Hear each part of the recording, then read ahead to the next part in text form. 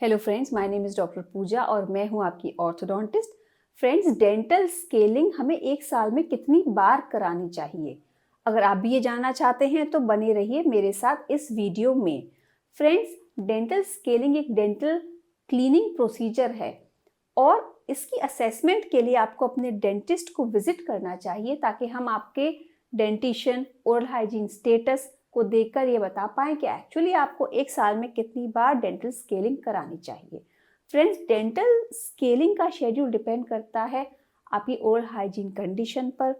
क्या अगर आपकी स्मोकिंग की हैबिट है, आपको बहुत frequently plaque and tartar buildup हो जाता है, या आपको कोई ऐसी मेडिकल कंडीशन है जिसकी वजह से आपको gum inflammation, plaque, tartar, bad breath जैसी समस्याएं हैं, तो उसके अकॉर्डिंग आपको हर 3 to 4 मंथ में भी डेंटल स्केलिंग का ट्रीटमेंट लेना चाहिए। आइडियल टाइम है 6 मंथ्स, यानी एक साल में 2 बार आपको अपनी ओरल हाइजीन को मेंटेन करने के लिए क्लीनिंग करानी चाहिए। And for the people who have excellent oral hygiene, you can also go annually या फिर once in a year for dental cleaning. Friends, dental scaling procedure में हम आपके टीथ के सरफेस को and even your tooth where it is contacting your gum, यानी मसूड़ों के साथ जो आपकी गम लाइन है, उसमें एम्बेडेड प्लाक और टार्टर को भी रिमूव करते हैं, जिससे आपके गम्स दोबारा हेल्दी होकर उनकी इन्फ्लेमेशन रिड्यूस हो जाती है और दोबारा आपके गम स्टेडली आपके दांत के को सपोर्ट करने लगते हैं।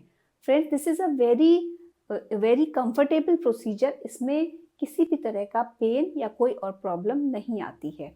मोस्टली फ्रेंड्स, जो कंडीशंस हैं जिसमें ये डिसाइड होता है कि आपको डेंटल स्केलिंग कितनी बार करानी है, वो हैं any habit of smoking, poor oral hygiene, recurrent gum inflammations, जैसे मेडिकल कंडीशंस, जैसे अगर आपको डायबिटीज़ है, या इवन प्रेगनेंसी में बहुत बार फ्रीक्वेंट गम इन्फ्लेमेशन देखा जा सकता है, तो such pregnant ladies might need frequent sittings of dental cleaning so that उनकी गम इन्फ्लेमेशन कंट्रोल रहे because of the raised hormone levels during the pregnancy।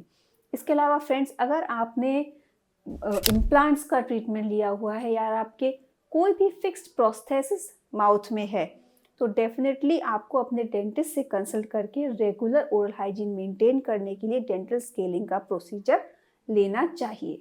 And friends, specially in the braces patients, जो मैं emphasise करना चाहूँगी कि मैं अपने सारे ब्रेसेस पेशेंट को रेगुलर डेंटल स्केलिंग की एडवाइस करती हूँ। उनकी हर विजिट पर हम उनकी डेंटल क्लीनिंग या स्केलिंग करते हैं, क्योंकि ब्रेसेस के पेशेंट में उनके ब्रेसेस, वायर्स और सारे अटैचमेंट्स के बीच में बहुत कॉमनली फूड लॉजमेंट हो जाता है और वो प्लाक और टार्टर को राइज करता है, जिसकी वजह से दांतों में इन्फ्लेमेशन आ जाती है और आपका टूथ मूवमेंट यानी आपका ब्रेसेस ट्रीटमेंट कहीं ना कहीं पर सफ़र करता है। तो डेफिनेटली ब्रेसेस पेशेंट के लिए रेगुलर ओरल हाइजीन मेंटेन करना बहुत ज़रूरी है और आप अपने ऑर्थोडोंटिस्ट से इसके बारे में और जान सकते हैं, ताकि आपको हर विजिट पे नीडफुल आपकी ओरल हाइजीन मेंटेन हमको करनी होती है।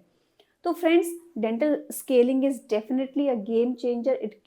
It comes with many benefits like reduced plaque and calculus deposition on your teeth, better and fresh breath, reduced chances of caries or dental decay, reduced chances of any type of inflammation of your gums, reduced chances of bleeding from your gums, and it definitely gives a cleaner and polished appearance to your teeth, and so it gives you a clean and bright and a healthy smile. So friends, don't hesitate to go for dental scaling. Ask your dentist for the procedure and it is very comfortable. Definitely we will advise you कि आपको एक बार में, एक year में कितनी बार dental scaling की need है। Thanks for watching.